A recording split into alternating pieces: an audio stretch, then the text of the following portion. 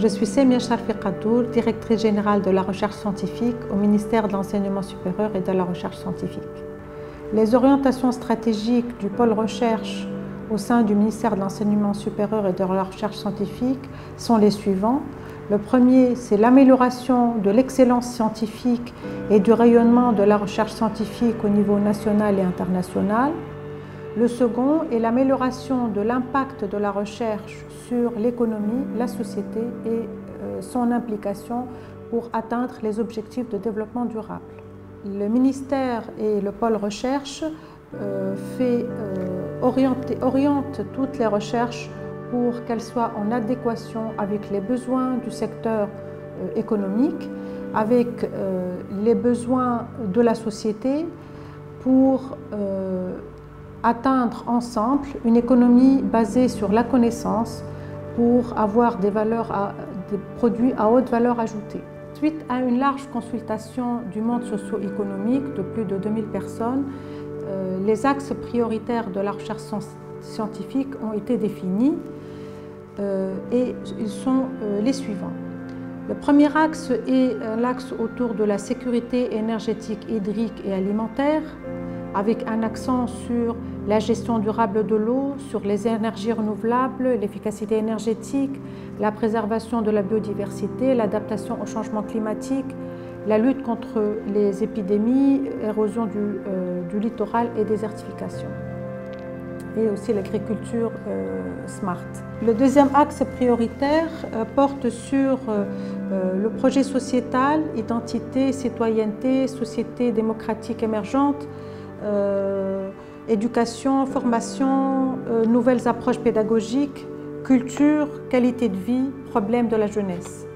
Le troisième axe prioritaire porte sur la santé du citoyen avec le développement de nouveaux produits, de nouveaux vaccins et biosimilaires, gouvernance et économie de la santé, épidémies, maladies émergentes et l'e-santé.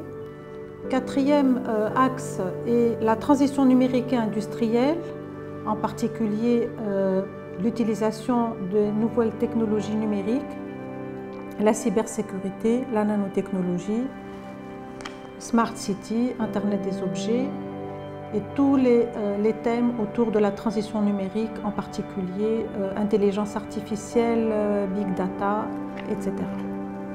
Le cinquième axe tourne autour de la gouvernance et la décentralisation, avec la recherche du développement local, régional, les modèles de développement, aménagement du territoire, valorisation du patrimoine.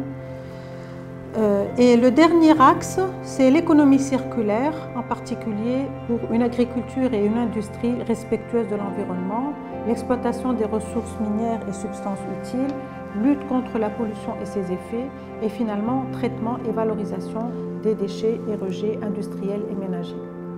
Depuis l'indépendance, la Tunisie a misé sur l'éducation et la santé. Nous voyons aujourd'hui les conséquences. D'après l'indice global de l'innovation, qui est une étude qui est effectuée par l'Organisation mondiale de la propriété intellectuelle chaque année sur 131 pays, la Tunisie occupe la 65e place. Elle a gagné 5 places par rapport à l'année dernière.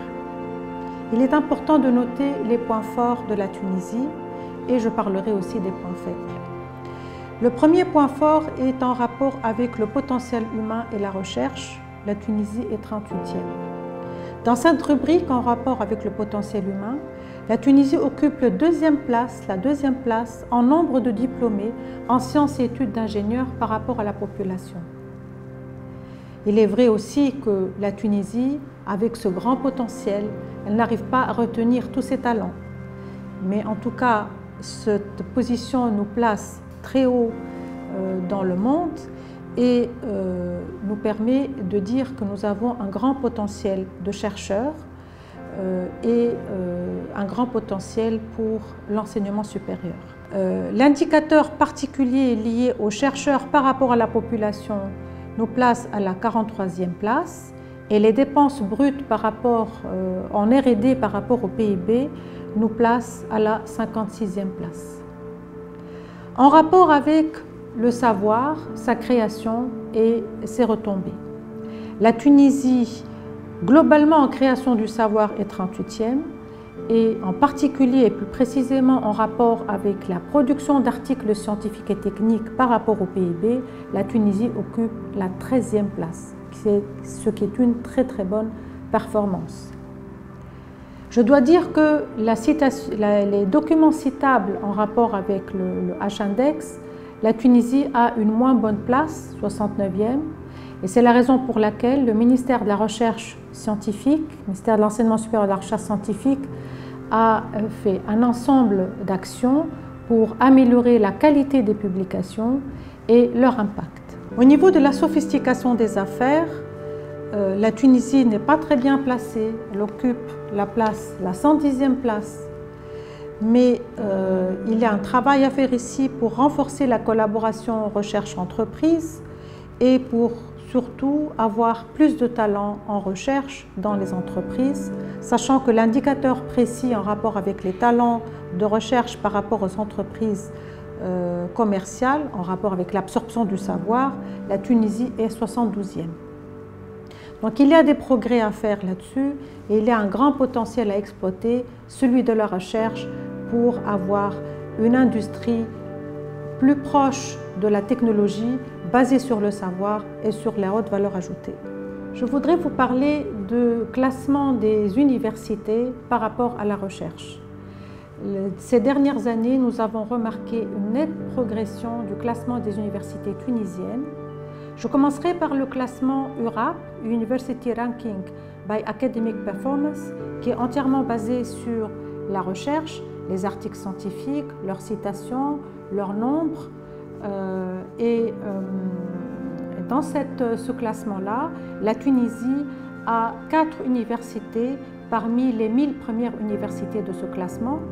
Et nous avons progressé de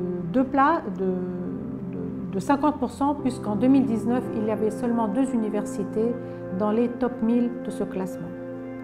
Alors, ces universités sont l'Université Tunis El Manar, l'Université de Sfax, l'Université de Carthage et l'Université de Monastir. Il y a aussi un autre classement important qui est le classement de Shanghai, bien sûr, le fameux classement de Shanghai. À part le classement global dans lequel il y a une seule université tunisienne qui est l'Université de Tunis El Manar qui est 908e, dans le classement de Shanghai par sujet, nous avons observé une bonne participation des universités tunisiennes qui sont présentes dans plusieurs domaines. Le premier domaine dans lequel les universités tunisiennes sont classées est le domaine des sciences de l'ingénieur, avec plus précisément Mechanical Engineering, Chemical Engineering, Energy Science and Engineering, Food Science and Technology, Metallurgical Engineering. Dans ces 5 sujets, la Tunisie est présente, et en particulier les universités de Sfax, de Tunis El Manar, de Carthage et de Monastir, avec des rangs qui varient de 101, entre 101 et 150 jusqu'au rang 400-500. Il y a aussi le domaine des sciences sociales et en particulier l'économie, où l'université de Sousse se distingue dans ce ranking, dans le rang entre 300 et 400. Et finalement, les sciences médicales, avec Clinical Medicine and Public Health, donc ces 2 domaines pour lesquels c'est l'université Tunis El Manar qui est présente, avec un rang entre 200 et 300 pour Public Health et 400 et 500 pour Clinical Medicine. Voyons maintenant un autre ranking qui est le ranking THE, World University Ranking. Et dans le THE, je vais m'intéresser à 2 types de classement. Le classement par domaine, toujours. Alors, le classement par domaine, il y a des domaines dans lesquels la Tunisie se distingue et on le voit présent dans tous les classements, c'est le domaine des sciences de l'ingénieur. Donc, dans le domaine des sciences de l'ingénieur, nous avons 5 universités qui se distinguent, l'université de Carthage, de Monastir, de Sfax, de Sousse et Tunis El Manar. Pour Alors, elle se distingue aussi dans le domaine des affaires et de l'économie, avec la présence des 5 universités, donc le Manar, Carthage, Sfax, Sousse et El Manouba. L'université de Sfax est présente dans le domaine des sciences sociales et finalement Computer Science, qui revient toujours avec la présence des universités de Carthage, Manouba et Monastir. Finalement, je finirai par le domaine de Clinical and Health, où nous avons aussi 4 universités qui sont présentes, Monastir, Sfax, Sousse et Tunis El Manar. Toutes ces universités ont des classements qui varient entre 600 et 800, 600 et 1000, pardon.